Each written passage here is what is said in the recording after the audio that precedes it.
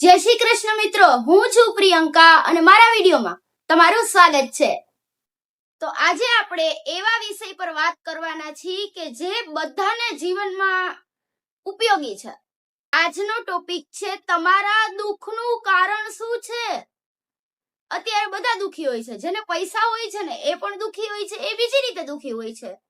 કોઈનું સ્વાસ્થ્ય સારું ના હોય, કોઈને જીવનમાં કઈ ને કઈ મુશ્કેલી હોય, પણ દુઃખ તો બધાને પડે જ છે। એવું નથી કે પૈસા જેની પાસે છે ને દુઃખ નથી, દુઃખ બધાના જીવનમાં છે। જેને પૈસા છે, પૈસાથી સુખી છે, તો એને જીવનમાં હજી વધારે પૈસા કમાવાનું ટેન્શન છે કે દુનિયાના જેટલા પૈસા બને છે, જેટલા છપાય છે, એટલા બધા મારી પાસે આવી જાય।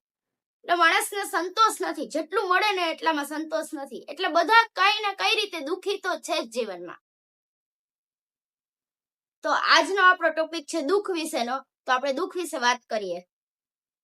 તો ચલો વિડીયોને સ્ટાર્ટ કરીએ।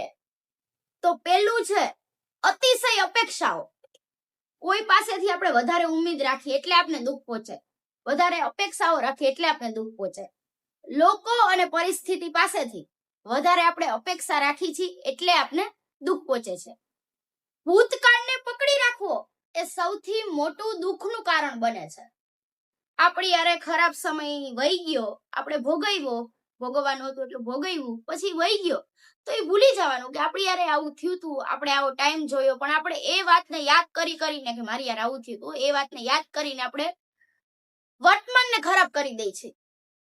કારણ કે જ્યારે તમે યાદ કરો છો ત્યારે તમારું વર્તમાનમાં જે હાલે છે એ બધું સ્ટોપ થઈ જાય છે, અને એ વસ્તુ એ દુઃખનું કારણ બની જાય છે અને વર્તમાનને બગાડી નાખો છો તમે પહેલાનું વિચારીને।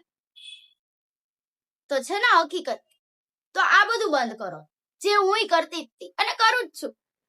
પણ તમને કહું છું કે તમે પણ જો મારા જેવું કરતા હોય તો હવેથી ના કરો। એટલે હું એમ નથી કહેતી કે હું સર્વગુણ સંપન્ન છું, હું મોટિવેશન વિડીયો બનાવું છું, તો હું મારી સાથે જે બને છે એ જ તમારી સાથે શેર કરું છું કે તમે પણ આવું કરતા હોય તો ના કરો, જેવું હું કરી ચૂકી છું। એટલે કોઈ મને કોમેન્ટમાં એવું ના કહે કે ભાઈ મોટિવેશન વિડીયો બનાવે છે ને તો પોતે તો આવી ભૂલો કરતી જ નહીં, બધાને સલાહ સૂચન આપે છે ને એવાય માણસો કહેતા હોય। એટલે બધાના મગજ અલગ અલગ હોય, બધાની વિચાર શક્તિ અલગ અલગ હોય, પણ લોકો ખરાબ કોમેન્ટ કરે જ છે અને હું વાંચું છું કોમેન્ટ। તો ભાઈ મારી સાથે બની ચૂકેલું છે ભાઈઓ અને બહેનો, એટલે જ હું કોકને કહું છું કે તમે પણ આવું ના કરતા। તો તમે મને શું કામ ખરાબ કહો છો? તો ચલો વિડીયોને સ્ટાર્ટ કરી। એ બહુ લાંબી વાત છે, એ અત્યારે નથી કરવી અને વિડીયો ખરાબ નથી કરવો। એટલે આપણે ક્યાં હતા, કઈ વાતમાં હતા? જૂની ભૂલો, જૂની યાદો અને એ યાદ કરી અને વર્તમાનને ખરાબ કરવું, તો એ બધું ના કરો। બીજાઓ સાથે સરખામણી કરવી સતત કે એની લાઈફ છે, એ તો મેં પહેલાના વિડીયોમાં કીધું કે એની લાઈફ છે મારી લાઈફ થઈ જઈ થશે, પણ તમે કંઈક અલગ કરો। બીજાની લાઈફ હારે કમ્પેર પોતાને ના કરો।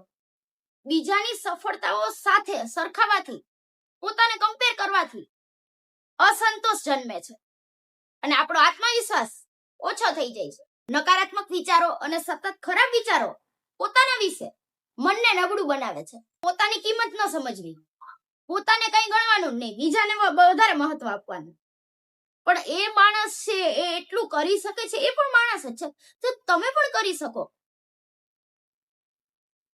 એ કરી શકે છે તો એ થોડીક વધારે મહેનત કરી છે, તો એ એટલું ઈ સુધી હાસિલ કરી લીધું છે, એને આપણે જે સ્ટેજમાં છે એ સમય એ પહેલા જોઈ લીધો છે। That's it. અને જે બદલાવી ન શકાય ને એની ચિંતા ક્યારેય ના કરવી। ચિંતા કરવાથી છે ને માત્ર તણાવ વધે છે, તમે કઈ કરી તો શકતા જ નથી, ત્યાં સ્ટોપ થઈ જાવ છો, ખાલી ડિપ્રેશનમાં વહી જાવ, તણાવ વધે કે હું શું કરું, મારી યારે આમ થાય છે, મારી યારે જ કેમ આમ થાય છે, નકારાત્મક વિચારો જન્મે છે। ગુસ્સો અને વેર મનમાં રાખવાથી સૌથી વધારે નુકસાન પોતાને જ થાય છે, એટલે આપને જ થાય છે। વર્તમાનમાં જીવવું અને ભૂતકાળનો પસ્તાવો, આ તો વાત ખોટી જ છે। ભવિષ્યની ચિંતા વર્તમાનની ખુશી છીનવી લે છે। એટલે મહેનત કરો પણ ભવિષ્યની ચિંતા ન કરો, જે થવાનું છે એ થઈને જ રહેશે, તમે કોઈ ચેન્જ નહીં કરી શકો, પણ મહેનત કરો તો સારું જ થશે, ખરાબ નહીં થાય। સતત નિષ્ફળતાનો ડર લાગવો કે ના હું આમ કરીશ તો મને કોઈ આમ કીધું તું, મને કોઈ આમ કીધું તું, સતત નિષ્ફળતાનો ડર લાગવો કે કોઈએ વિચાર્યું નથી એની પહેલા તમે જ વિચારી લીધું કે મારી સાથે તો આમ થશે, તો ઓલા માણસે મને આમ કીધું તો ઓલા માણસે મને આમ કીધું તો. કોઈ માણસ તો હજી આપણે એની પાસે ગયા જ નથી, એ વિચાર્યું નથી. એની પહેલા તમે જ વિચારી લીધું કે ઈ મને આમ કહેશે. હવે એના માઇન્ડનું તમે કેમ વિચારી શકો કે એના મગજમાં શું હાલે છે? એની પહેલા તમે જ તમારા વિશે ખરાબ વિચારી લીધું. હારના ડરથી જીવનની ઘણી સારી તકો આપણે ગુમાવી દઈએ છીએ. વિડીયોના અંતમાં હું એટલું જ કહીશ કે દુઃખનું કારણ પરિસ્થિતિ નહીં, ઘણી વખત આપણી જોવાની દ્રષ્ટિ પણ હોય છે કે આપણે કઈ રીતે લઈએ છીએ. એને દુઃખમાં લઈએ છીએ કે દુઃખ હોય તો આપણે એને સુખ જ સમજીએ છીએ કે આ તો સુખ જ છે, દુઃખ નથી. એટલે જોવાની દ્રષ્ટિ.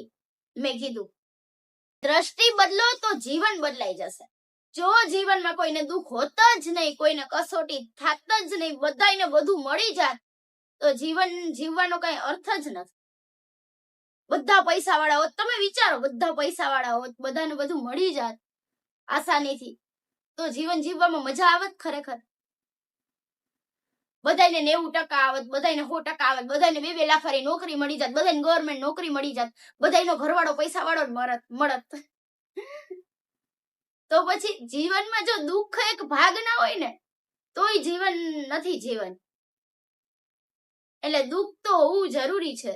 તો જ આપણે દુઃખ હોય તો સુખને મેળવવા માટે આપણે કોશિશ કરીએ, મહેનત કરીએ.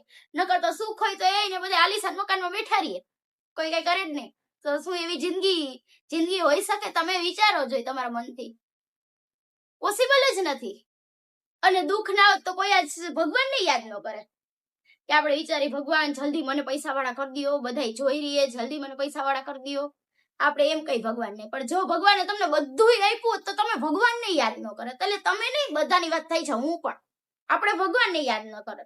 હું છું પ્રિયંકા અને ફરી મળીશું નવા વિચાર સાથે અને આવા પ્રેરણાદાયક વિડીયો સાથે. ચલો મળીએ બીજા વિડીયોમાં. બાય બાય, ટેક કેર, જય શ્રી કૃષ્ણ, રાધે રાધે.